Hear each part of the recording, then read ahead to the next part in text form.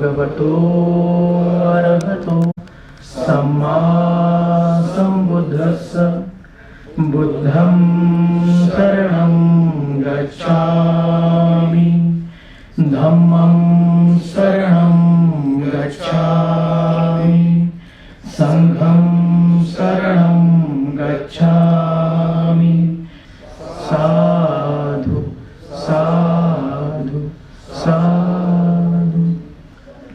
आजच्या कार्यक्रमासाठी एक जे आगळं वेगळं पण आहे त्याच्यामध्ये दोन महत्त्वाच्या बाबी आहेत. एक म्हणजे जे आपल्या क्षेत्रामधले जे एक्सपर्ट आहेत जसे गौरव सोमवंशी सर आहेत, जे ब्लॉकचेन टेक्नॉलॉजीचे एक्सपर्ट आहेत, अगदी कमी वयामध्ये जगभर ज्यांची ख्याती झाली. साखळीचे स्वतंत्र असं नावाचं एक पुस्तक त्यांचं प्रकाशित झालं. खूप गाजते सध्या ते मार्केटमध्ये. ज्या ज्या लोकांना टेक्नॉलॉजी बद्दलचा इंटरेस्ट आहे, जे लोक त्या क्षेत्रात काम करतात त्यांना त्याचं महत्त्व माहिती आहे. इंडियन इन्स्टिट्यूट ऑफ मॅनेजमेंट सारख्या व्यवस्थापनच्या एकदम सर्वोच्च संस्थेने त्यांना इन्व्हाइट केलं. त्यांचे मार्गदर्शन त्यांच्या मुलांना लाभतायत. असे गौरव सोमवंशी सर सुद्धा आज आपल्यात उपलब्ध आहेत. फायनान्स अँड अकाउंटिंगच्या क्षेत्रामध्ये ज्यांनी आपला वेगळा ठसा उमटवला असे प्रफुल्ल गायकवाड सर तेही आपल्यात उपलब्ध आहेत.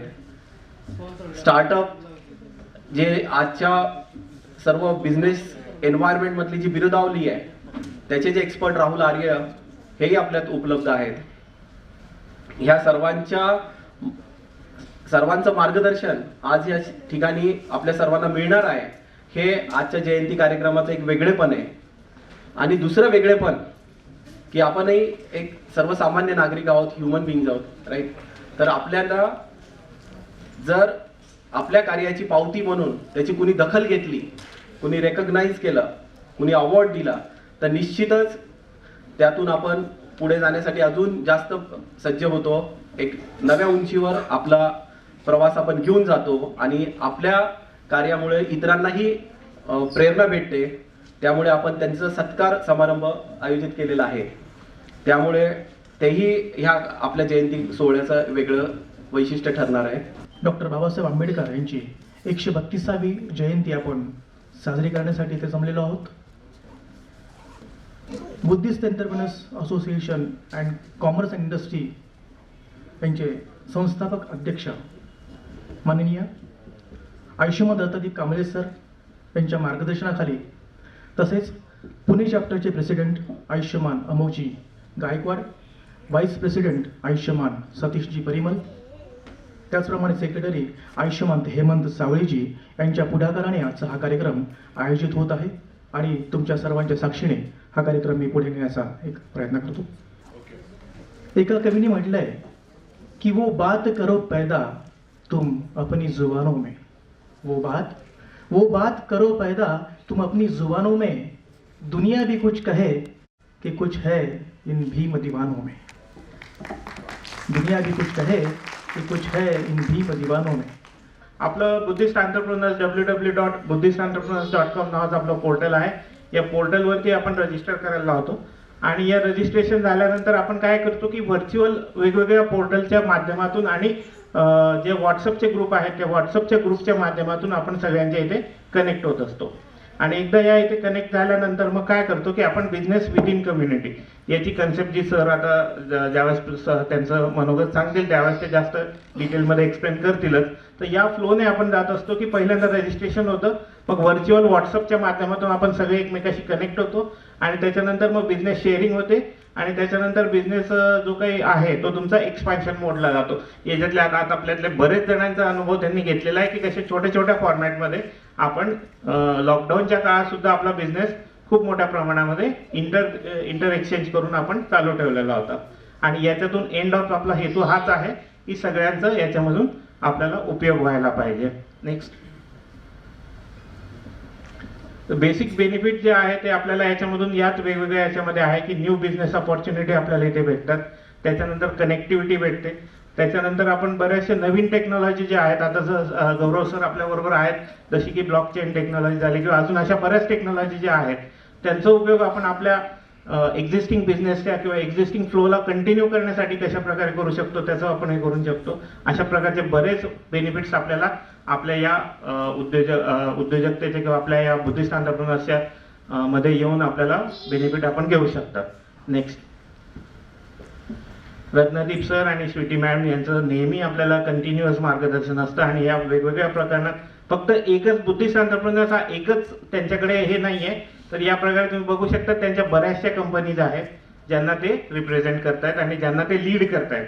तर त्याच पद्धतीने आपण सुद्धा आपल्या या फ्लोमध्ये वेगवेगळ्या प्रकारचे एक खरंच उद्योजक कसा असतो की एकाच गोष्टीवरती हे न राहता एक गोष्ट त्यासाठी लागणाऱ्या अजून कोणत्या कोणत्या गोष्टी आहेत त्या सगळ्या त्या एकमेकाला कनेक्ट करत ऍक्च्युअल मधलं खरंच एक जे मधमाशीचं पोळ ते त्या पद्धतीचं नेटवर्क आपल्याला इथे त्यांनी तयार करून दिलेलं आहे. नेक्स्ट. आणि या नेटवर्कचे आता एक नेटवर्कचे पार्ट जे आहेत ते आपण बघू शकतात की महाराष्ट्र रिजन मध्येच आपल्याकडे हे नेटवर्कचे वेगवेगळे जे आहेत त्या नेटवर्कचे हेड आहेत या वेगवेगळ्या रिजन मध्ये आपल्याकडे हे सगळे प्रकारे काम करत आहेत. नेक्स्ट. हे स्टेट लेवलच्या हे जे आहेत आपल्या कमिटी आहेत त्या स्टेट लेवलवरचे बीईचे जे मेंबर्स आहेत ते या पद्धतीने लीड करतायत. नेक्स्ट. हे आंतरराष्ट्रीय लेवलला किंवा इंटरनॅशनल लेवलला आपण या ठिकाणी पोहोचलेलो आहोत. नेक्स्ट. आपल्याला आता तुम्ही बघू शकत असाल की आपलं बीचं प्रेझेन्स कुठे कुठे आहे इंटरनॅशनल लेवलला. याच्यामध्ये US आहे, युक्रेन आहे. युक्रेन आता हे होतं पण युक्रेनमध्ये आपलं बऱ्यापैकी प्रेझेन्स होता. त्याच्यानंतर UAE आहे. त्याच्यानंतर खाली जर तुम्ही बघितलं तर श्रीलंका, ऑस्ट्रेलिया, थायलंड, जापान आणि प्लस आपल्या पूर्ण इंडियामध्ये आपण 16 राज्यांपर्यंत पोहोचलेलो आहोत. नेक्स्ट. हे तुम्ही बघू शकतात आपल्याला आपण या ठिकाणी प्रेझेन्स या कंट्रीजमध्ये आहे. जापानमध्ये आहे, Australia, Sri Lanka, Thailand, UK, Ukraine, UAE. Next. त्यात आपल्याला आपण पोहोचतो कसं, तर आपल्याला आपण कनेक्टिव्हिटीच्या दृष्टीने 400 व्हॉट्सअपचे 400 पेक्षा जास्त आता व्हॉट्सअपचे ग्रुप आहेत. त्याचबरोबर पण पूर्ण जगभरामध्ये 150 लोकेशन पर्यंत आपलं तिथे नेटवर्क आहे. त्या ठिकाणी आपलं ऑपरेशनल आहे. 17 राज्यांमध्ये आहोत आणि जवळजवळ आत्ताच्या कंडिशनमध्ये सरांच्या माहितीनुसार आपल्याला 16,000च्या पुढे म्हणजे 15,000 प्लसच्या आता ऍक्च्युअल मध्ये आपण लोकांपर्यंत मेंबर्स पर्यंत पोहोचलेलो. आणि ते सगळे मेंबर्स जे आहेत ते तुम्हाला जर शोधायचे असतील तर तुमच्या या buddhistentrepreneurs.com या पोर्टलवरती जर गेले तर तुम्हाला रिजन वाईज, स्टेट वाईज किंवा सिटी वाईज तुम्हाला सगळे मेंबर्स तुम्हाला त्या ठिकाणी मिळू शकतील. नेक्स्ट. या पद्धतीने आपला फ्लो आपण करतोय. या पद्धतीने अराउंड आपण मेंबर्स आपले पोर्टलवरती रजिस्टर करतोय. नेक्स्ट. या वेगवेगळ्या बिझनेस कॅटेगरी आहेत आणि an number of business category आपल्याकडे अजून उपलब्ध आहेत आणि त्या कंटिन्युअस फ्लो मध्ये आपल्याला नवीन याच्यामध्ये आपण वेगवेगळ्या लोकांपर्यंत जोडले जात आहोत. इथे आपल्या सर्वांचं मेन हे असतो की माझ्याकडे अकाउंटंट आहे आणि चार्टर्ड अकाउंटंट आहे. पण मला तुम्हाला सांगा असं वाटतं की अकाउंटंट हा तुमच्या व्यवसायाचं पोस्टमार्टम करत असतो. पोस्टमार्टम का, तर तुम्ही ज्या काही वर्षभर ट्रान्झॅक्शन केल्या त्याचं तो रेकॉर्डिंग करतो आणि तुम्हाला एंड मध्ये सांगतो की तुम्ही प्रॉफिट कमवलंय की तुमचं नुकसान झालंय. आणि चार्टर्ड अकाउंटंट तुम्हाला फक्त टॅक्सेशन पर्यंत वर्कआउट करत असतो. Do you agree with me? या. सो माय पॉइंट इज की वाय इज दॅट सो. मग आपण का म्हणतो की फायनान्स व्यवसाय कोणाचा आहे? तुमचा. मग तुम्ही अकाउंटंटवर अवलंबून राहणार का? अकाउंटंटनी समजा एखादी बायलॅटरल चूक केली, युनिलॅटरल चूक केली आणि तुम्हाला बॅलन्स शीट आणून दिलं आणि सांगितलं की सर आपण 15 करोडचा प्रॉफिट कमवलाय किंवा 1 करोडचा प्रॉफिट कमवलाय आणि नंतर मग म्हणतो की साहेब तो 1 शून्य जरा चुकून जास्त लागला आणि तुम्ही त्या बेसिसवरती तुमच्या व्यवसायाचे निर्णय घेत असता. To start with I just wanted to ask you, मला सांगा ही मर्सिडीज बेंझ और डॅमलर क्रिस्लर कुठल्या व्यवसायात आहे? Let's keep interactive. बोलत राहा म्हणजे थोडस ते मला तुमच्याकडून पण कल्पना येईल की आपण कुठपर्यंत आहोत ते. Mercedes Benz automotive, Microsoft, Hilton. बरोबर. तुमच्यापैकी किती लोक माझ्याशी याशी अग्री करतात? Absolutely wrong. They all are in the business of making profit. आपण सर्वजण नफा कमवण्याच्या व्यवसायात आहोत. तो नफा कसा कमवायचा हे प्रत्येकाने आपापली दिशा ठरवली आहे. मर्सिडीज बेंजने सांगितलं की आम्ही कार्स मॅन्युफॅक्चर करू, मायक्रोसॉफ्ट म्हटलं की आम्ही सॉफ्टवेअर रिलेटेड काम करू, आणि हिल्टन म्हटलं की आम्ही हॉस्पिटॅलिटी इंडस्ट्रीमधून प्रॉफिट कमवू. We all are in the business of making profit. Please remember, प्रत्येक उद्योजकाचा हा सगळ्यात महत्वाचा मुद्दा त्यांनी लक्षात घ्यावा की आपण धर्मदाय संस्था खोललेली नाही. मी का म्हणतोय धर्मदाय संस्था, एक मला 10-15 मिनिटं द्या, तुम्हाला लगेच लक्षात येईल मी धर्मदाय संस्था खोललेली नाही हे का म्हणतोय. We all are in the business of making profit. आता मला सांगा, इथं जमलेल्यांपैकी किती जण नॉन फायनान्स पर्सन आहात? नॉन फायनान्स पीपल किती जण आहात? नॉन फायनान्स ऍब्सोल्युटली तुम्ही सगळेजण उद्योजक आहात, पण नॉन फायनान्स किती जण आहात? पुन्हा एकदा आपण चुकतोय. या उद्योजक विश्वामध्ये there is no non finance person. का बरं मी असं म्हणतोय? का तर आपली ती डेफिनेशन आपल्या डोक्यामध्ये आहे. फायनान्स म्हणजे अकाउंट आणि चार्टर्ड अकाउंटंट, अकाउंटंट आणि चार्टर्ड अकाउंटंट नाही. मी मगाशी सांगितल्याप्रमाणे चार्टर्ड अकाउंटंट हा तुमच्या व्यवसायाचं पोस्टमॉर्टम करत असतो, आणि चार्टर्ड अकाउंटंट तुमच्या व्यवसायाचं टॅक्सेशन फायलिंग करत असतो. मग व्हॉट इज फायनान्स मॅनेजमेंट? आमची definition is the ability on the part of every individual to understand the impact on the organisation's bottom line of every action taken. सोप्या भाषेमध्ये, तुम्ही तुमच्या व्यवसायात जे निर्णय घेता ते निर्णय तुमचा प्रॉफिट आणि प्रॉफिटेबिलिटी वाढवण्यास मदत करते की ते घटवण्यात मोठा हात आहे, हे ज्यांच्यामुळे होतं तो फायनान्स पर्सन. आता मला सांगा, कुणाच्या निर्णयामुळे व्यवसाय चालतो? तुमच्या. मग आणि तुम्ही स्वतःला नॉन फायनान्स पर्सन म्हणवता.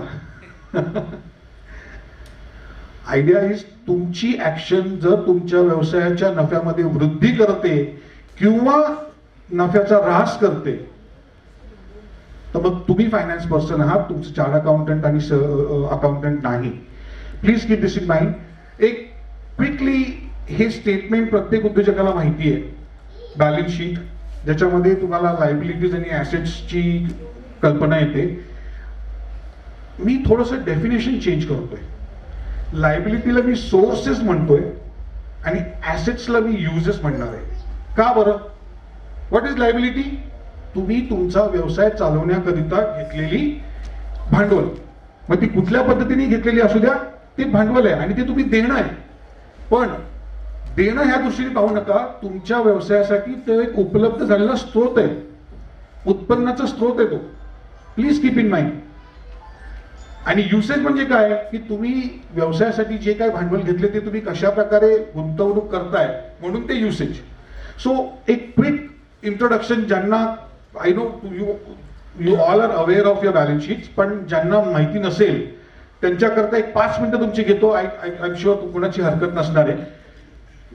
समजा आपण एखादा व्यवसाय चालू करूया.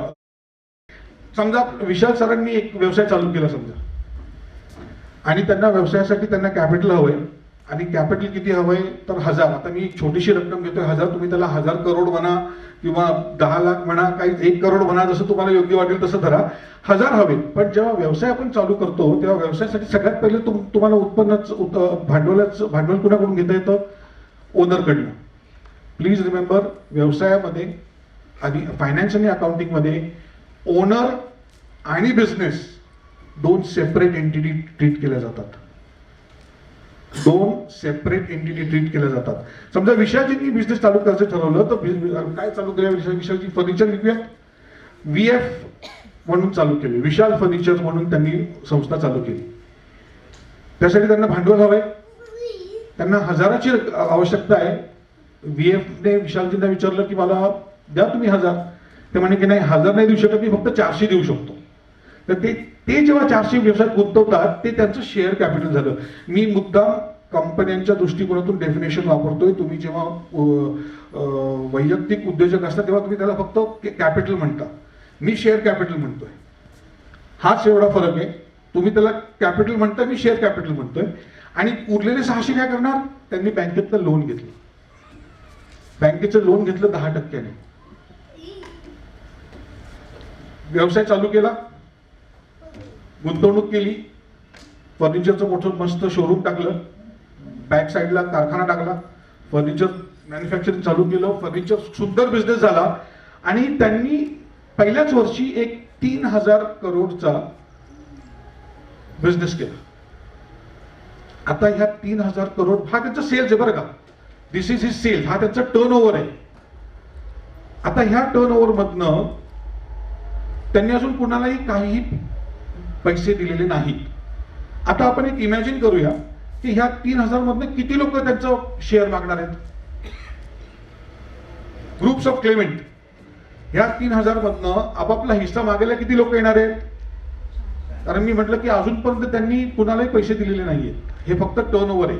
मेनली ऑपरेटिंग एक्सपेन्सेस, तुम्ही सॅलरी म्हणाल, रॉ मटेरियल म्हणाल, आपण ह्या सगळ्यांना ग्रुपला एक ऑपरेटिंग एक्सपेन्सेस म्हणून नाव देऊया. त्याच्यानंतर शेअर होल्डर्स म्हणजे स्वतः विशालजी, मी पैसे गुंतवलेत, मला परतावा हवाय, नफा मला हवाय माझ्या व्यवसायातला. बँक, ते जे आपण कर्ज घेतले 610%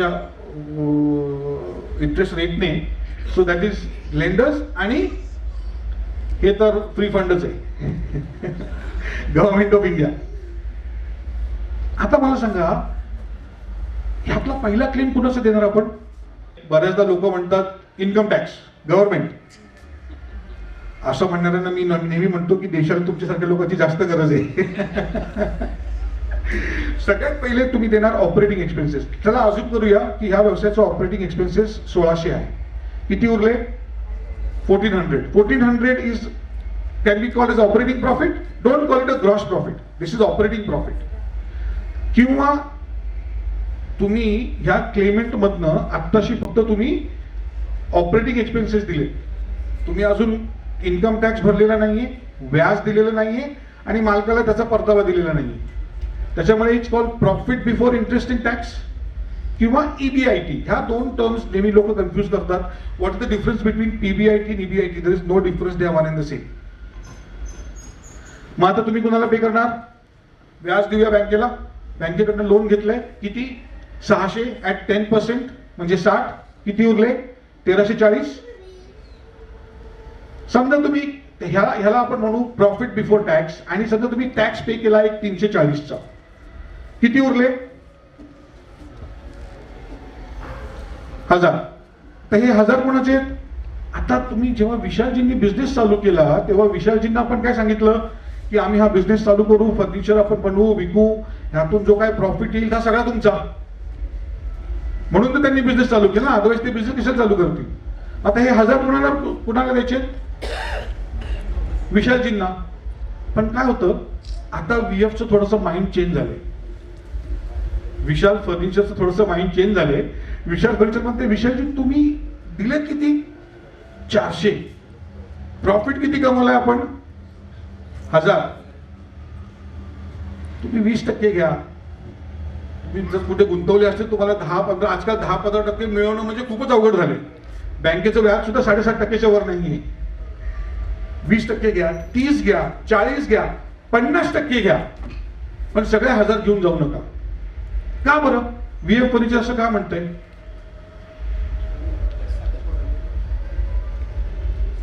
speak up.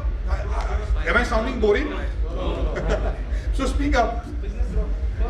Okay, somebody is saying business growth, somebody is saying running cost. तुम्ही ही जी सगळी कारण देताय ना, ही सगळी कारणं मी रिझन नंबर 2 म्हणून ऍक्सेप्ट करेन. सगळ्यात महत्वाचं काय, वेअर इज द मनी. VFने जरी ठरवलं की पूर्ण 1,000 आपण देऊन टाकू विशालजींना, 1,000 तुमच्याकडे बँकेत आहेत का. Please remove the myth profit means money. Profit does not mean money. In fact मी त्यांना नेहमी उदाहरण देतो की ही नदीची 2 टोकं आहेत जी कधीच एकत्र येणार नाहीयेत. प्रॉफिट म्हणजे पैसा नव्हे. मग तुम्ही म्हणाल मग आपण व्यवसाय प्रॉफिट कमायला चालू केला की पैसा कमायला चालू केलाय. Point is doing a good finance management will give you a hefty returns. How to do that will quickly see that now. समजा ठरवलं VFने की आपण 50% देऊन टाकू. 1000च्या 50% नाही. विशालजींनी किती गुंतवले? मग त्याचे 50% 200. किती उरले? आता हे 800 कुणाचे आहेत? पुन्हा एकदा विचारतो, जरा मोठ्याने बोला, दुपारचं जेवण सगळ्यांचं झालंय. हे 800 कुणाचे आहेत?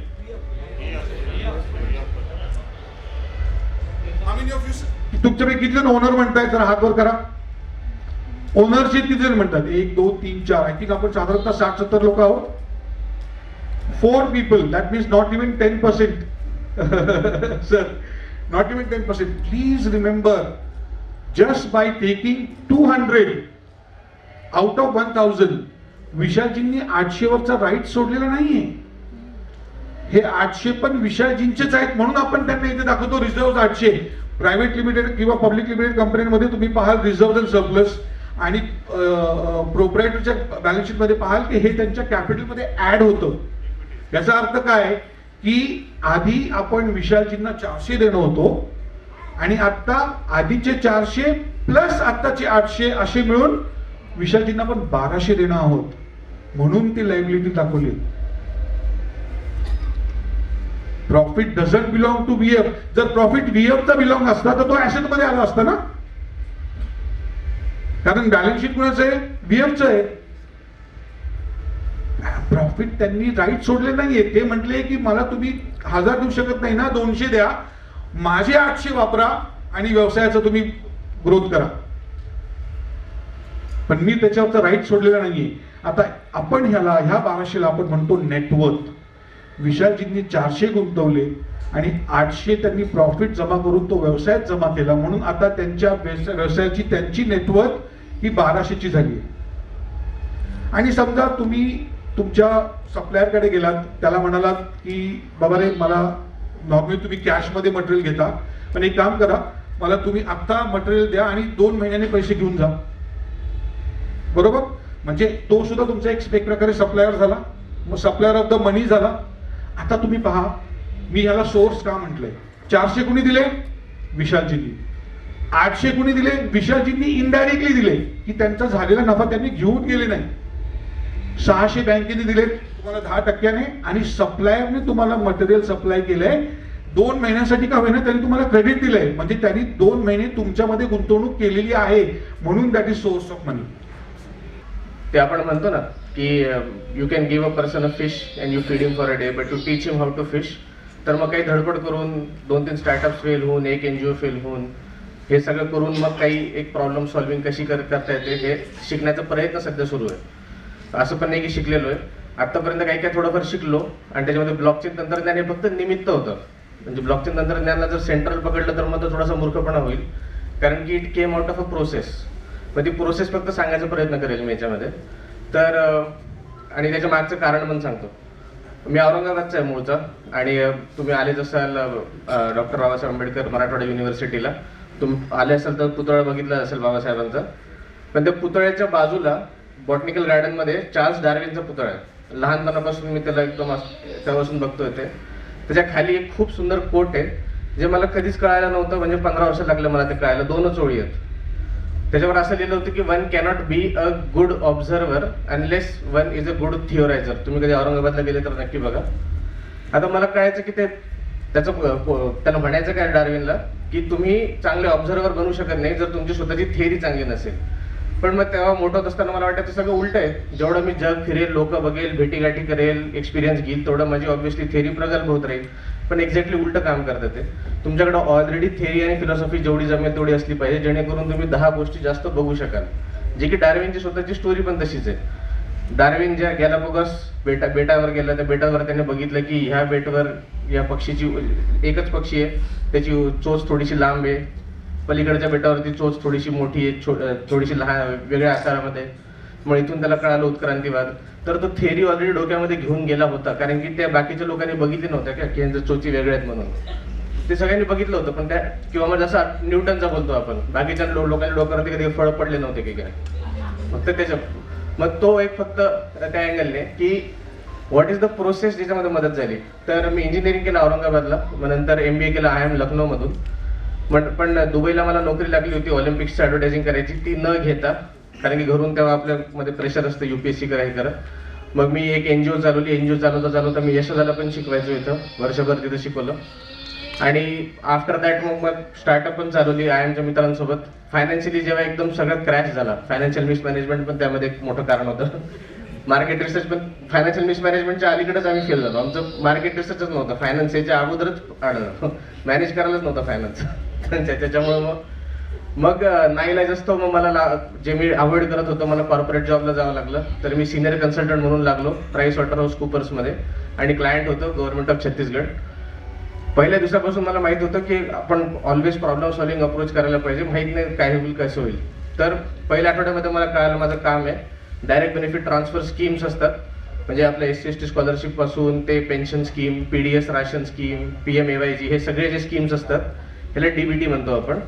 तर छत्तीसगडचा रँक त्या काळी 2017ला ट्रान्सपरन्सीमध्ये एकदम लास्ट होता आणि करप्शन म्हणजे एक नंबर होता. तर मला एकदम सिम्पल टास्क होतं की गौरव काही पण कर, फक्त रँकिंग वरती आणून दे. आणि माझे बॉस किंवा क्लायंट होते अलेक्स पॉल मेनन सर, 2006चे IAS ऑफिसर. तर त्यांनीच मला इंटरव्ह्यू घेऊन through third party company, consulting company घेतलं. तर माझा जॉबचा हा भाग कधीच नव्हता ब्लॉकचेन तंत्रज्ञान, पण माझं अवांतर वाचन कंटिन्यू सुरू होतं. मग मला कळालं की हा एक जो प्रॉब्लेम आहे करप्शनचा किंवा ही ट्रान्सपरन्सी इकडून इकडे दिसत नाही, ते माझं वेगळं चालू राहायचं. आणि विकिपीडिया ह्याच्यामध्ये कोणतं पुस्तक नाही, कोणता फॅन्सी कोर्स नाही, काहीच नाही.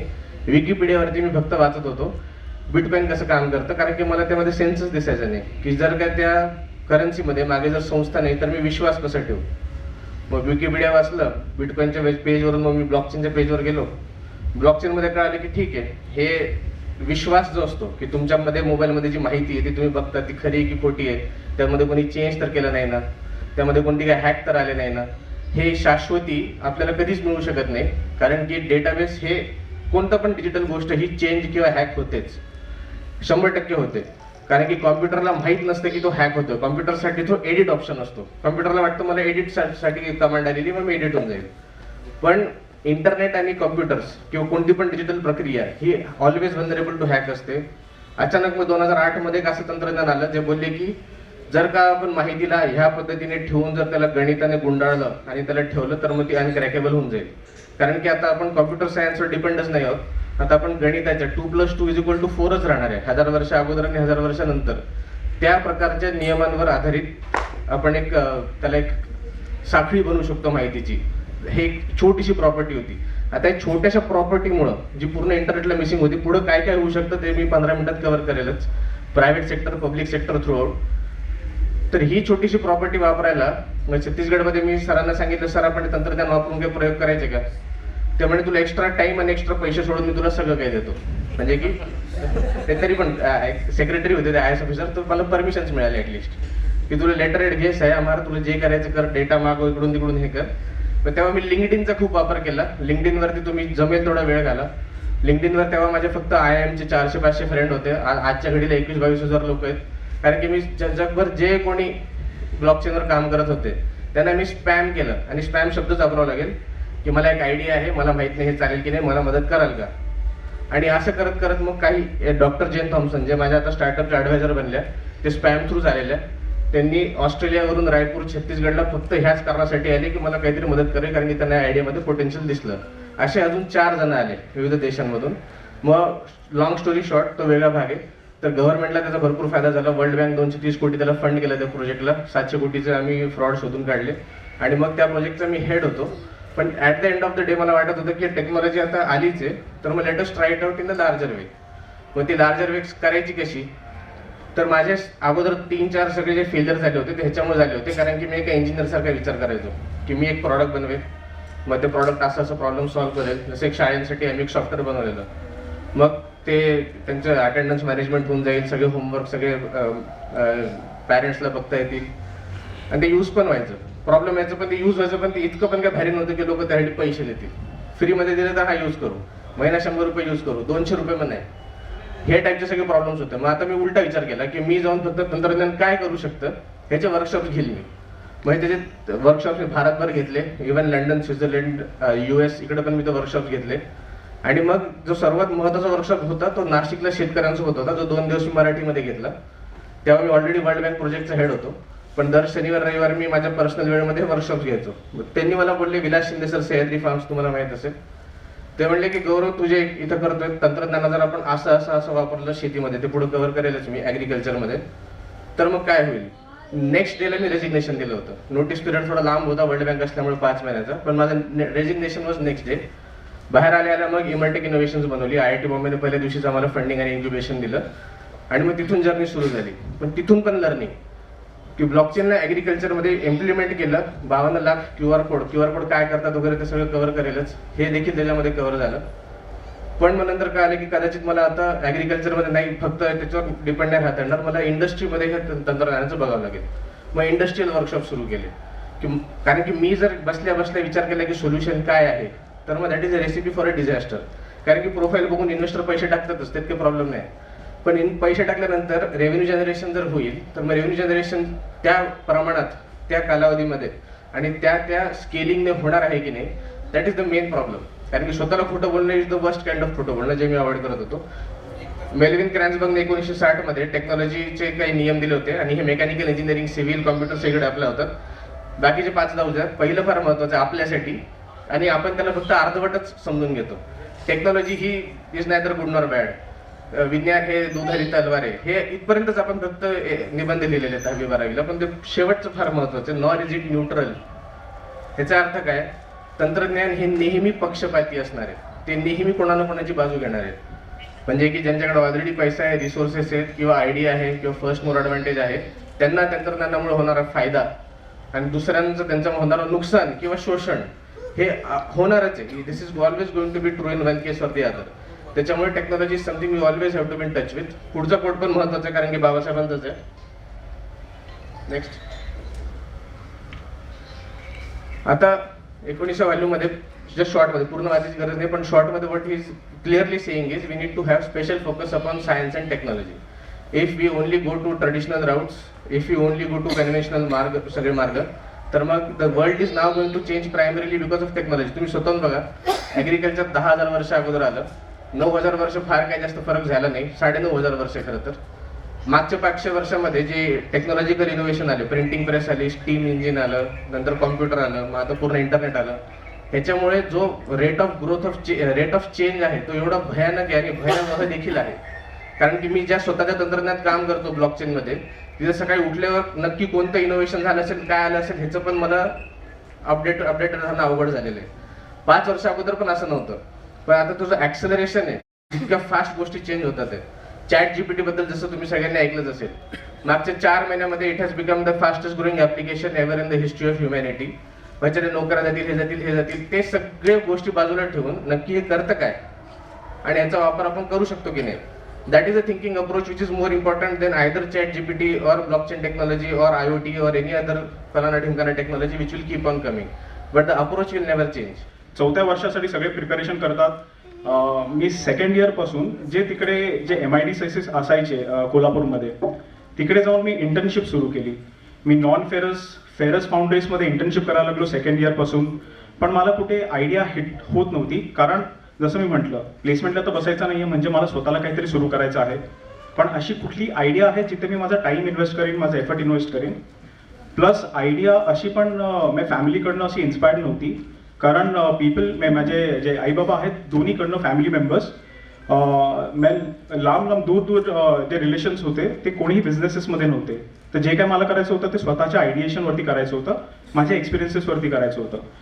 कमिंग टू 3rd इयर, मैं foundry business I didn't find myself, क्योंकि हेवी कॅपेक्स इन्व्हेस्टमेंट त्याच्यात लागणार होती. 3rd इयरमध्ये मी मिटकॉनमधून कॅशू प्रोसेसिंगचा मी एक कोर्स केला होता, सर्टिफिकेशन. 3rd इयरमध्ये मी मस्त बिझनेस प्लॅन बनवला, जे काही इंटरनेटवरती अवेलेबल होतं. मी IDBI बँकेच्या मॅनेजरच्या समोर जाऊन बसलो कि सर ये 5% मेरा कॉन्ट्रीब्यूशन दिख रहा है, ये पर्टिकुलर साइट मुझे बता रहा है, 35% गवर्नमेंट देगी सब्सिडी और 65% I guess you are suppose to give me the loan so that I can start my business. और मैंने जो आस्क रखा था बिजनेस का, दैट वॉज 1 CR का. वो मैनेजर मुझे सामने से कह रहा है कि मैं तुझे 10 लाख देता हूँ, तू पतंजलि का स्टोर ओपन कर. नाउ अगर सामने से आइडिया आ रहा है तो मेरा आइडिया तो है नहीं. तो मेरे को ये पता चला कि I hit a wall there कि पतंजलि तो मैं कभी मतलब शायद ना करूँ, क्योंकि सामने से आइडिया आया हुआ है. Now I entered 4th year.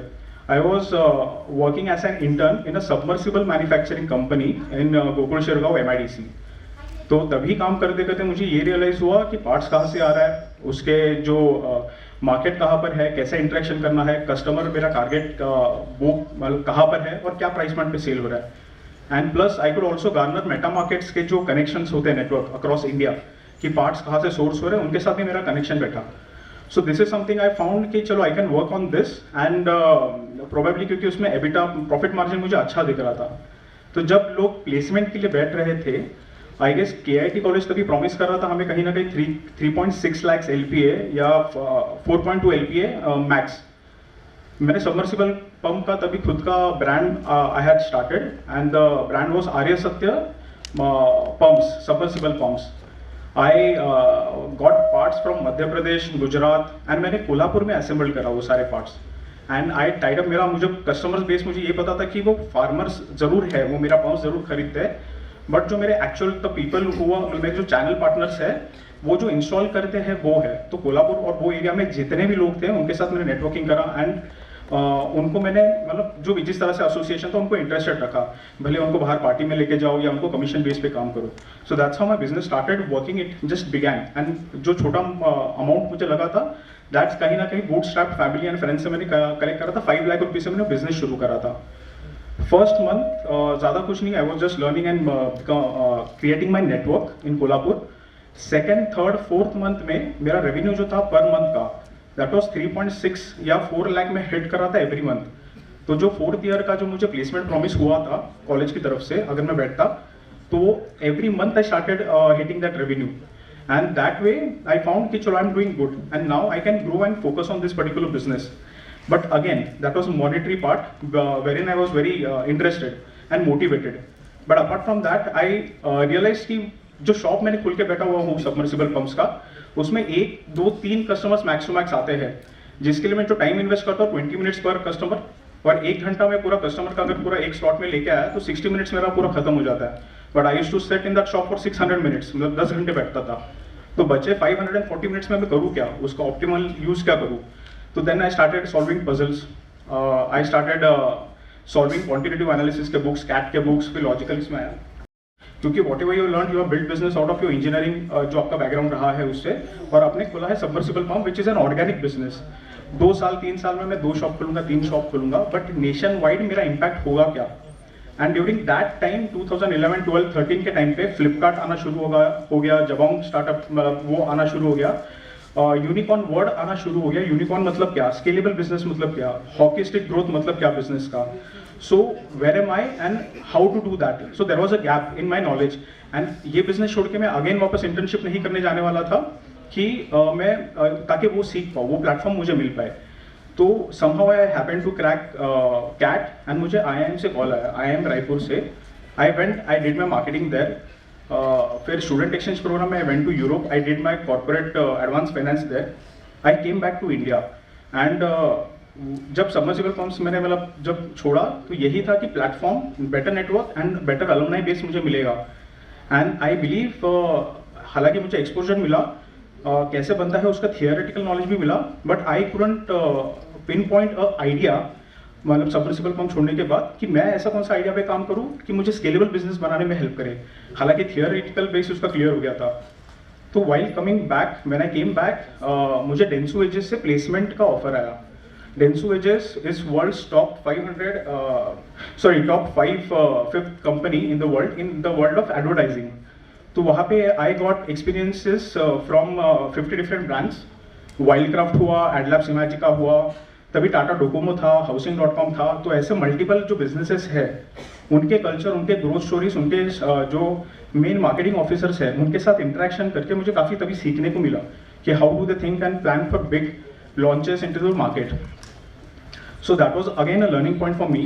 End plus जो डेंसो एजेस की जो कंपनी है उन्होंने माइलस्टोन ब्रांडकॉम करके जो out of home advertising base में जो कंपनी थी उनको खरीदा हुआ था. मेरा प्लेसमेंट एक्चुअली हुआ था 2014 में माइलस्टोन में, बट जब by the time I join the company it was a Dentsu Aegis company. जो फाउंडर मेंबर थे मिस्टर नवेंदु भट्टाचार्य, 2009 में उन्होंने 5 करोड़ इन्वेस्ट करके उन्होंने कंपनी शुरू करी. 2014 आते आते उन्होंने 1400 करोड़ में वो कंपनी बेची डेंसो एजेस में। सो हार्डली 5 ईयर्स में 5 करोड़ से स्टार्ट करके 1400 करोड़ पे। तो उनसे भी काफ़ी लर्निंग करने को मिली मुझे। विजन सेटअप कैसा होता है, पैन इंडिया पैन ग्लोब कैसा बात करना है, कौन से क्लाइंट के साथ क्रैक करना है। So lot of exchanges of idea. Then after Dentsu Aegis, I also had cracked NetSet exam. NetSet exam से मुझे इंडियन ऑयल से जॉब का ऑफर आया था। Somehow I don't know why, under the influence of parents, friends and others, I joined Indian Oil. Indian oil में 60 petrol pumps में handle करता था गुजरात में। तो गुजरात में 60 पेट्रोल हैंडल करता तो उससे पहले मुझे मार्केटिंग का एक्सपीरियंस था। 60 पेट्रोल पंप्स वाले जो ओनर्स है, they are like my employees. मुझे 52 MOE पॉइंट्स आते थे गवर्नमेंट से या सॉरी इंडियन ऑयल से। मुझे उनको डेलीगेट करके उनसे वो काम करवा के लेना पड़ता था। तो वहाँ पे हमें प्रोसेसेस और ऑपरेशंस मुझे understanding I at that scale. But again I was thinking about my particular idea, और वो स्केलेबल आइडिया होना चाहिए। I was still not hitting और arriving at a certain idea. तो then I used to ride between petrol pumps. कि मैं तभी 23,000 रुपये का साइकिल मैंने खरीदा था, और जो मुझे इंस्पेक्शन के लिए जाना पड़ता था अलग अलग पेट्रोल पंप पे, मैं साइकिल चला चला के जाता था और इंस्पेक्शन करके वापस आता था। जब साइकिल चला रहा हूँ, आई वॉज थिंकिंग कि मैं क्या करूँ, कि वापस कैश ऑन के इसमें जाऊँ, या सबमर्सिबल का नेटवर्क था वो मैं वापस मेटा मार्केट पे कुछ काम करूँ, या समथिंग एल्स। वो करते करते आई एक्सपेरिमेंटेड विद lot of different ideas. But एक दिन साइकिल चलाते चलाते आई वॉज ऑब्जर्विंग कि there are lot of people जो थोड़े लोअर इकोनॉमिक सेक्टर को बिलोंग करते हैं, वो 5,000 रुपये का काला घोड़ा चलाते हैं, जिसपे यूजुअली दूध का डिलीवरी होता था पहले के ज़माने में। एंड बहुत ही कम लोग ऐसे हैं जो 25,000, 30,000, 70 या इवन 1 लाख रुपीज़ का जो कार्बन फाइबर का जो साइकिल आता है वो चलाते हैं। That is 2%। 98% जो साइकिल चलाता था वो इस तरह से चलाता था कि वो उनका नेसेसिटी था, उनके पास और कोई ऑप्शन नहीं था। रूरल एरियाज में उस हिसाब से चलाते थे। 2% ऐसे चलाते थे कि कम्युनिटी बिल्डिंग पूरा साइकिलिंग गियर के साथ, और वो उनका एक लग्जरी और एक ऐसा लाइफस्टाइल का एक स्टेटमेंट था। तो रही 98 वाली जो 5,000 रुपीज़ खर्च करना चाह रही है, और जो बची 2,000 दे कैन मतलब spend what ever amount. Middle class का क्या प्रॉब्लम हो रहा था कि वो 5,000 साइकिल पे बैठ के, जिसको एक 40,000 की सैलरी है, 50,000 की सैलरी है, वो 5,000 की साइकिल पे बैठ के राइड करना पसंद नहीं कर रहा था। और अगर वो 30,000 की साइकिल खरीदनी पड़ी, almost 75% of his salary was getting allocated to a product which you are not sure कि whether you are going to ride it for long term or on regular basis. तो वो सोचते सोचते I thought कि there is a gap which maybe I can fill. तो जो 25,000 की cycle है, I was thinking कि क्या मैं ये 500 रुपये सब्सक्रिप्शन बेसिस पे मंथली मैं मिडिल क्लास को अलॉट कर सकता हूँ क्या Tier 1, Tier 2 सिटीज़ में। तो 500 रुपये के सब्सक्रिप्शन पे अगर उनको मंथली एक्सेस मिलता है, would they be happy. I conducted lot of service, almost 100% service came up positive कि हाँ, कि वो 500 रुपये में 25,000 की साइकिल चलाना पसंद करेंगे। अभी 500 रुपये मैंने दिया, हालांकि 25,000 का MRP था, मुझे पड़ता था 15,000 रुपीज़ में। 500 के हिसाब से मुझे 30th मंथ पे रिटर्न आता, और उसका जो कॉस्ट ऑफ फाइनेंस था वो तो और मुझे मतलब अगले 4 साल या 5 साल के आगे ढकेलता मेरा रिटर्न। तो एक आदमी को तो मैं 500 रुपये नहीं दे सकता था। तो फिर मैं क्या सोच रहा था कि ये subscription what if this cycle is shared between few other people as well, ताकि जो मेरा जो ROI है, रिटर्न ऑफ इन्वेस्टमेंट है, वो थोड़ा कम पीरियड में मुझे रियलाइज हो जाए। तो अभी शेयरिंग जब करना पड़ा तो मतलब मुझे टेक्नोलॉजी के बारे में सोचना पड़ा। चलो मैंने शेयरिंग भी करा, मैंने लॉक लगा के उसका QR कोड और मोबाइल के थ्रू एक्सेस दे दिया ताकि शेयरिंग फैसिलिटेट हो पाए। बट जब शेयरिंग फैसिलिटेट करा तो प्रॉब्लम ये हो रहा था, this was I am talking about 2016-17। Sharing का जब टेक्नोलॉजी जब बना, प्रॉब्लम वॉज कि साइकिल कोई शेयर करता है बट अपने खुद के पार्किंग में लगा रहा था। तभी वापस टेक्नोलॉजी का उसमें इनोवेट करना पड़ा, एंड वी केम अप विद geo fencing idea. Geo fencing मतलब ऐसा आइडिया था कि अगर आप साइकिल चलाते हो और जियो फेंसिंग हमारे डेडिकेटेड पार्किंग में लगाते हो, तब आपका जो राइड काउंटर है रुकेगा, आपके वॉलेट में से पैसा कटेगा नहीं। But the moment you are out of geo fencing area, तब आपका राइड खत्म नहीं होता और वो लीकेज होते रहता वॉलेट में। तो वैसे we were able to establish certain amount of discipline. So 2017 में we were ready with an idea, with a business canvas, with a certain concept कि this is all technological process and what we can achieve.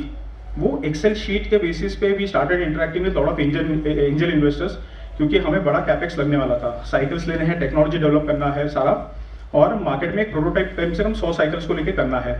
तो we started talking to angel investors. करीब I personally interacted with almost 27-28 investors during that time, and I was just having an Excel sheet.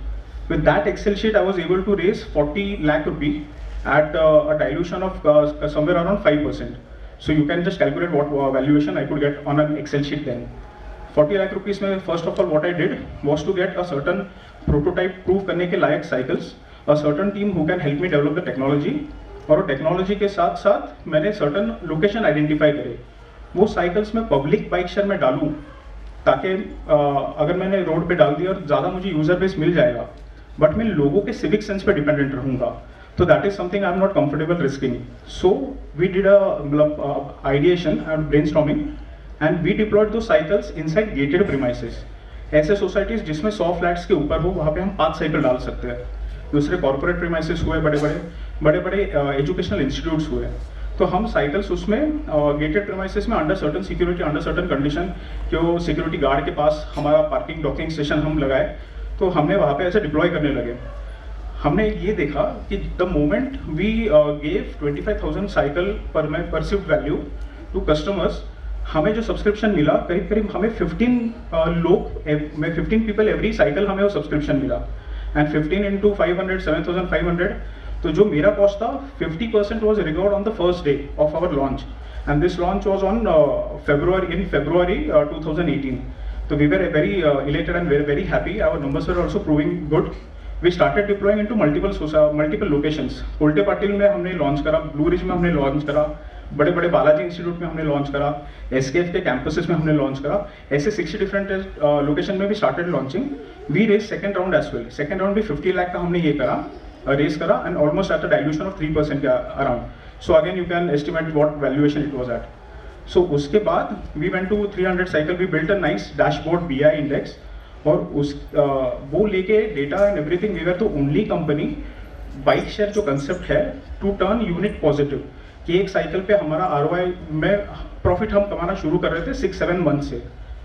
तभी when we were working on this idea 2017 में, we thought we are the only company in this world who are thinking about locking system, QR code, geo fencing and dock free cycles. मतलब Europe में हुआ करते थे Amsterdam में कि cycle docking में लगते थे, but dock free cycle I was thinking कि पुणे में, सॉरी दुनिया में हम ही लोग हैं, बट हम जो 200-300 साइकिल पहुंचने लगे, ऑल ऑफ सडन हम I started getting articles and lot of WhatsApp messages from fellow mentors and my network कि ओफो ने $820 मिलियन खड़ा करा है चाइना में, मोबाइक ने $550 मिलियन खड़ा करा है चाइना में, ब्लू गो ने $220 मिलियन खड़ा है चाइना में। मैं कल रात को सोया था तो मैं दुनिया का अकेला प्लेयर था, मैं जब सुबह उठा तो 3 प्लेयर थे और $1 बिलियन वैल्यूएशन हो गया था। चाइना में जो प्रोडक्शन कॉस्ट था 3,000 रुपये का एक साइकिल उनको बनता है।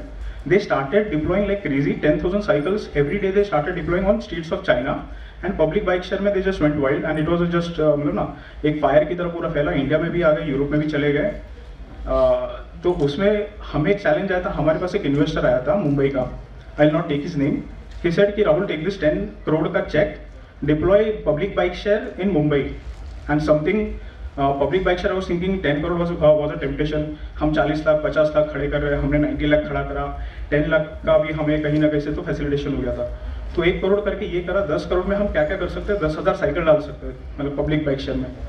अगेन कहीं ना कहीं कन्विक्शन लग रहा था कि ये जो स्कोप बढ़ जाएगा, it's a valuation game, it's a valuation मतलब बबल की तरह, मतलब ना ऐसा जब वापस क्रम्बल हो जाएगा तो I shouldn't be part of it.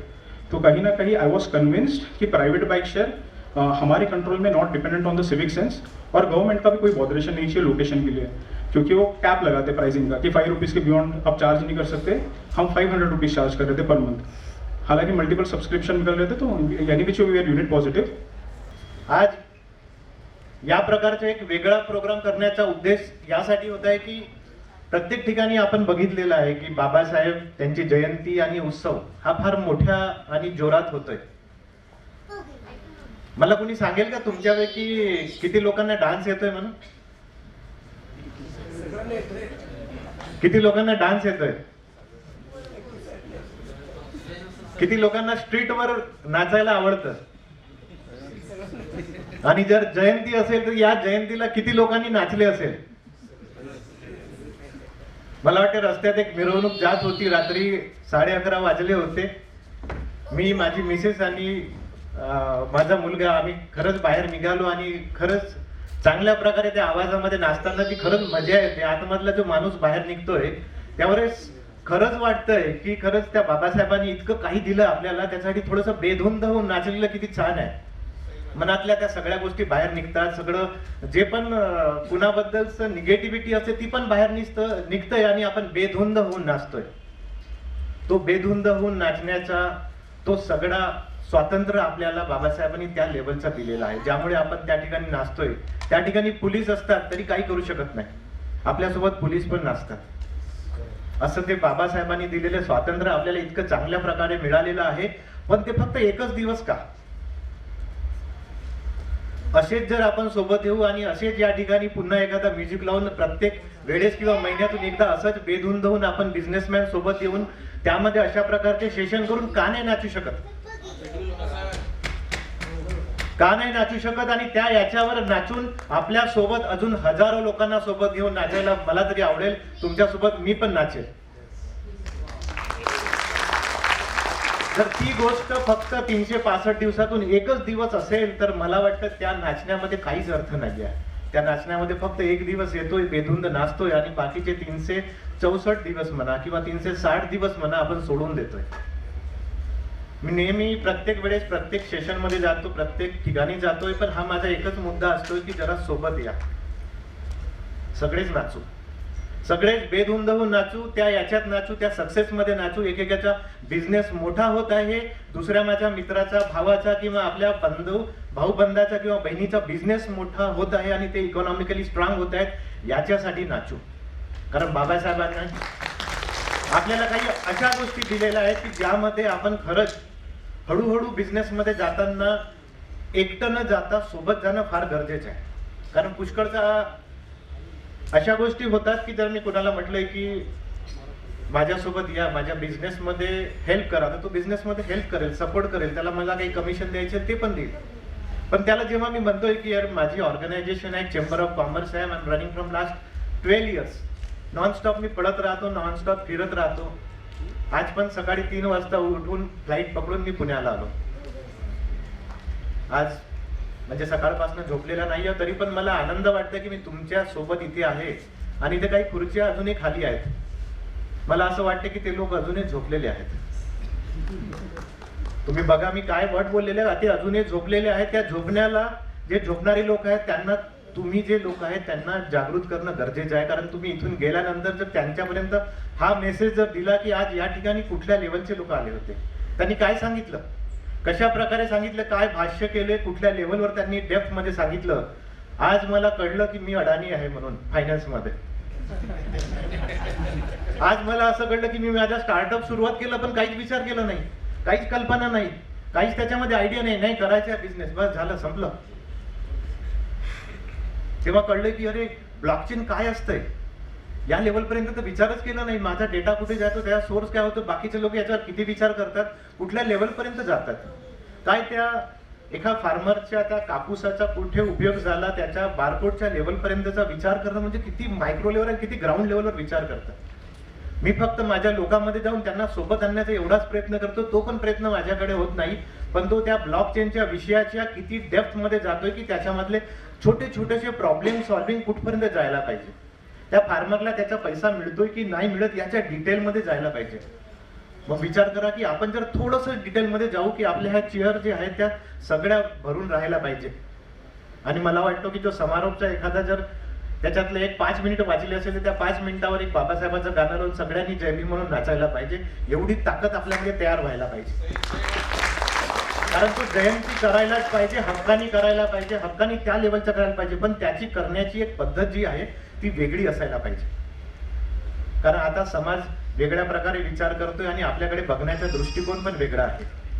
त्यांना असं वाटतं की हे फक्त नाचतात, घाणेरडे लेवलचे लोक आहेत किंवा तसं बघण्याचा दृष्टिकोन त्याचा आपण चेंज करू शकत नाही. पण जर आपण अशा प्रकारचे फोरम केले तर त्यांचा दृष्टिकोन चेंज करायची जरूरत पडणार नाही. ते आपल्याला बघतील की खरंच हे लोक फार मोठ्या लेवलवर गेले आणि चेंज झाले. हा चेंज बाबासाहेबांना त्या लेवलचा सोशल आणि इकॉनॉमिकल लेवलचा अपेक्षित होता. त्या गोष्टी जर आपण देणं जर चालू केलं तर खरंच त्या बाबासाहेबांना आपण किंवा दुसऱ्याला एक विशेष एखाद्याला आपण वेलकम करतो किंवा जय भीम म्हणतो, ते बोलताना मनात एका बिझनेसमॅनला हा विचार यायला पाहिजे की मी बिझनेसमॅन म्हणून माझ्या समाजासाठी आपल्या टाइमचा 1% टाइम आपल्या समाजातील काही लोकांसाठी देतो की नाही देत. हा मला त्यांच्यामुळे मिळाला, हा सगळा स्वातंत्र्य त्यांच्यामुळे मिळाला, हा मला सगळा सपोर्ट त्यांच्यामुळे मिळाला. पण मी काय करतोय? किंवा एखाद्या बिझनेसमॅनला जेव्हा मी विचारतो की अरे या ऑर्गनायझेशन मध्ये सपोर्ट कर, ये एखाद्या कोर टीम मध्ये काम कर, पण नाही, तो म्हणते सर खूप लोड आहे सर, खूप बिझी आहे सर.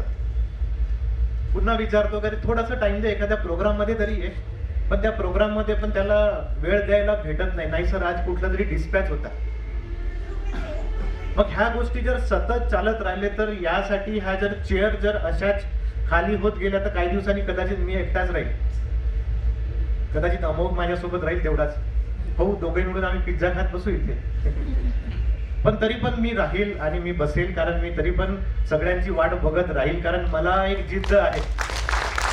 मला खरंच वाटतंय की प्रत्येक एक माणूस या ठिकाणी यायला पाहिजे, कारण प्रत्येक वेळेसचे चेहरे वेगळे असतात, प्रत्येक वेळेसचे लोक वेगळे असतात, त्यांचे प्रश्न वेगळे असतात आणि त्या प्रश्नाचे उत्तर मला वेगळ्या प्रकारे त्यांना द्यावं लागतं. कारण प्रत्येक फार बॉटम लेवल पासून काही विचारतो, काही एकदम टॉप लेवल पासून विचारतो, त्यांना त्यांच्या प्रश्नाचे प्रत्येक उत्तर मला वेगळे द्यावं लागतात.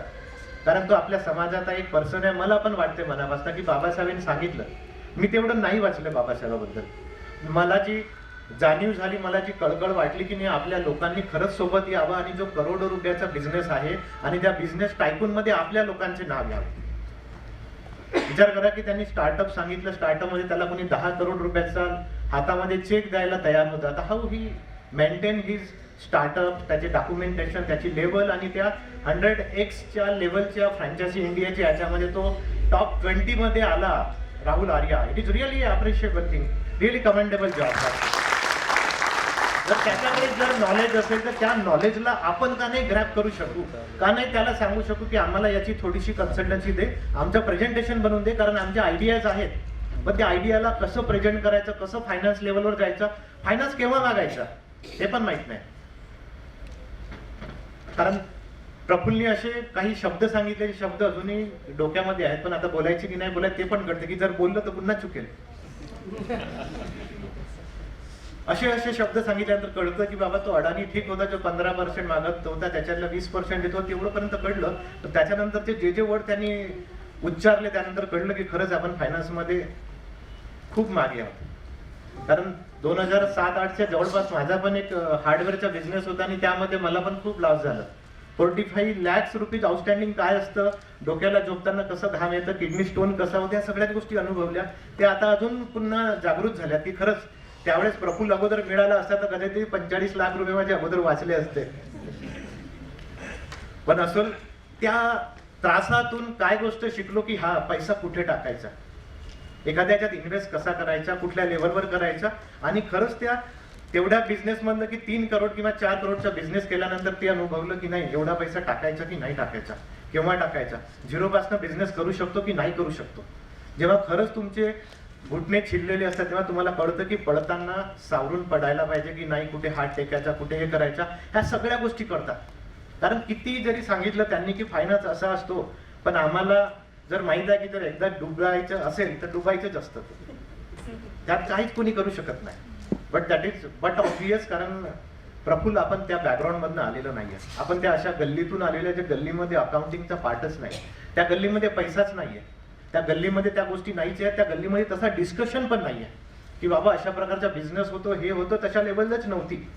मी पण अशा ठिकाणी होतो, त्या ठिकाणी दुसरे लोक होते, त्या ठिकाणी असा बिझनेस मॉडेल नव्हताच. ज्या गावामध्ये मी राहिलो आणि ज्या गावामध्ये ज्या प्रकारे मी पण लोकांमध्ये वावरलो, त्यांनी मला पण दूर सारलं होतं. मला पण त्यांच्या घराच्या जो छप्पर असे त्याच्या बाहेर उभं केलं, मी गेल्यानंतर माझ्या त्या सावलीवर पाणी टाकलं, ह्या सगळ्या गोष्टी आजूबाजूला आहेत.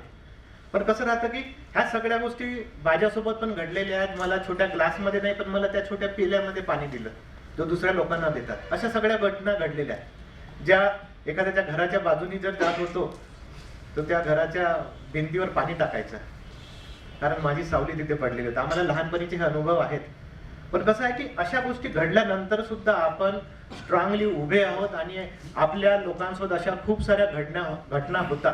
तर मला वाटतं की या संघटनेच्या मार्फत एखाद्या रूपच्या ठिकाणी अशा जर गोष्टी तुमच्यासोबत घडल्या आणि आज चांगला दिवस तुमच्यासाठी आलाय की आज प्रफुल्ल यांनी फायनान्सवर एक चांगल्या प्रकारचं प्रेझेंटेशन दिलं तुम्हाला, ज्यामध्ये तुम्हाला काही गोष्टी अशा डोक्यात गेल्या की तुम्ही घरी जाऊन त्याला गुगल करून त्या गोष्टी स्वतःला विचारू शकता की खरंच मी यामध्ये स्वतःला अशा प्रकारच्या गोष्टी माझ्यासाठी आहेत का, माझा हा प्रॉफिट आहे का, हा माझा बिझनेस आहे, मी याला सॅलरी देतो का, स्वतःला मी काहीच नाही, माझ्याकडे फक्त असं वाटतं की माझ्याकडे फोन आला, माझ्याकडे गाडी आली तर माझा बिझनेस प्रॉफिटमध्ये आहे. खरंच असं आहे की आपण टेम्पररी लेवलवर फक्त दाखवतोय? खरंच कुणी विचारतो बिझनेसमॅन मध्ये की तुला किती सॅलरी आहे, तर आपण सांगू शकत नाही, तर आपण घेतच नाही. मग आपण घ्यायला पाहिजे की नाही? जर अशाच प्रकारचा जर आपला हॉल असेल आणि यानंतर पण जर आपल्याला वाटलं की या रूफ मध्ये अशा प्रकारचे एक अम्ब्रेला आहे, this is the Buddhist entrepreneur. जसं यांनी ब्लॉकचेन म्हटलं, एकाची एक कनेक्टिव्हिटी, जसे आपल्याकडे दिस इज द हनीकॉम स्ट्रक्चर. जर त्या प्रत्येक व्हॅकंट जागेमध्ये होऊ शकतं, या ट्रायंगल जागेमध्ये फक्त आम्ही हनी टाकलेले आहे. From last 12 years I am running, I am travelling, I am going from one place to another place, one village to another village. स्वतः गाडी चालून 1000 किलोमीटर फिरतोय. मला वाटते त्या ज्या व्हॅकंट प्लेस आहेत, त्या व्हॅकंट प्लेस मध्ये प्रत्येक माणसाचं, इथे बसणाऱ्या प्रत्येक उद्योजकांनी तिथे त्या एकेका ब्लॉक मध्ये जर आणून कुठेतरी तिथे जर हनी टाकलं तर कदाचित हा हनीकॉम स्ट्रक्चर पूर्णचा पूर्ण येलो होऊन जाईल आणि प्रत्येकाला हनी मिळेल. तर या लेवलवर खरंच विचार केला तर तिथलं मध चाकण्यासाठी आपण तिथे जिवंत राहणं आणि तशा प्रकारे राहणं गरजेचं आहे.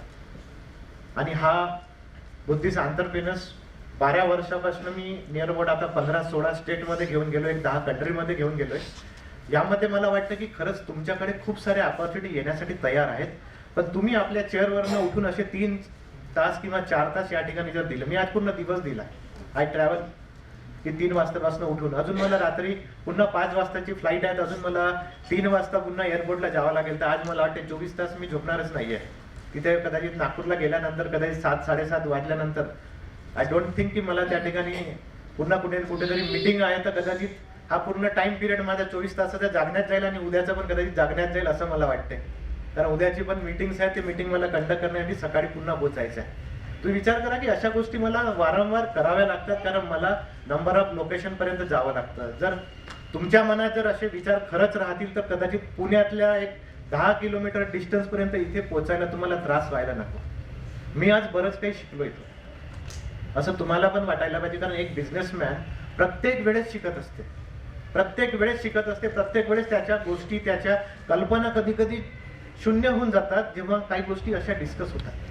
मी नेहमी वाचत असतो, नेहमी कंटेंट वाचत असतो. आता मध्ये मध्ये मी चायना कुठल्या लेवलवर काम करते, कशा लेवलवर सस्टेनेबल आहे, त्यांनी काय केलं, त्यांनी गावाचं कसं अर्बनायझेशनच्या लेवलचं काम केलं आणि गावामध्ये कशा प्रकारच्या फॅसिलिटी वाढवल्या याच्यावर मी वाचत आहे की त्यांनी त्यांची सस्टेनेबिलिटी किती मोठी केली, काय लेवलवर ते झालं. आणि आता एका टॉप लेवलवर किंवा त्यांना मानलं जातं की हा विश्व लेवलवर त्यांची इकॉनॉमी मोठी होत आहे आणि त्या लेवलवर लोक त्यांना मानत आहेत. तर हे का झालंय? कदाचित आपण त्यांचं पण अनालिसिस करायला पाहिजे. अशा लेवलचा विचार केला तर आपल्याला कळेल की आपल्या आजूबाजूचे असणारे जे आपले लोक आहेत, आपले बिझनेसमॅन आहेत, यांना पण आपण तो नॉलेज देऊ शकतो आणि त्यांना सोबत घेऊन चालू शकतो. यामध्ये खूप सारे असे लोक आहेत ज्यांचे सिमिलर बिझनेस आहेत, पण सगळीकडे पडापडी चालू आहे. खूप सारे असे लोक आहेत, काही इथे बसणारे लोक आहेत ज्याच्या इंटरनॅशनल लेवलचे ग्रॅज्युएशन केलेले आहेत, ज्यांनी काही केमिकलमध्ये फार मोठ्या लेवलचं काम केलं आहे. इथे काही अजय बसले आहेत, त्यांनी केमिकलच्या याच्यामध्ये 10-15 वर्षाचा त्यांचा एक्सपिरियन्स आहे. पण काय होतं की असे सगळे लोक विखुरलेले आहेत. जर आपण एका प्लॅटफॉर्मवर आलो तर तुमचे काही क्वेश्चन राहू शकतात की आमचा एवढा जर स्केल आहे, आम्ही एक 15 ते 20 वर्षाचा एक्सपिरियन्स आहे, तर 4-5 लोक मिळून का नाही एखादा सेटअप तयार करू शकतो आणि त्याला फायनान्स करण्यासाठी आपण एक स्टार्टअपच्या रेफरन्सनी अशा गोष्टी घेऊन जाऊ शकतो. जर आपला खरंच प्रोजेक्ट तसा असेल तर आपण त्या लेवलचे टॅलेंटेड आहोत, फक्त विखुरलेले आहोत. मला वाटतं या हनीकॉम स्ट्रक्चरच्या मुळे आपण इकडे तिकडे विखुरलेल्या लोकांनी सोबत इथे यावं, हा याच्या पाठीमागचा दृष्टिकोन आहे. आणि सोबत येऊन एकमेकाला सपोर्ट करणं, एकमेकाला बिझनेस देणं, ह्या गोष्टी तेवढ्याच ताकदीच्या आहेत. तुम्हाला जर चांगल्या प्रकारे जर सांगितले असेल तर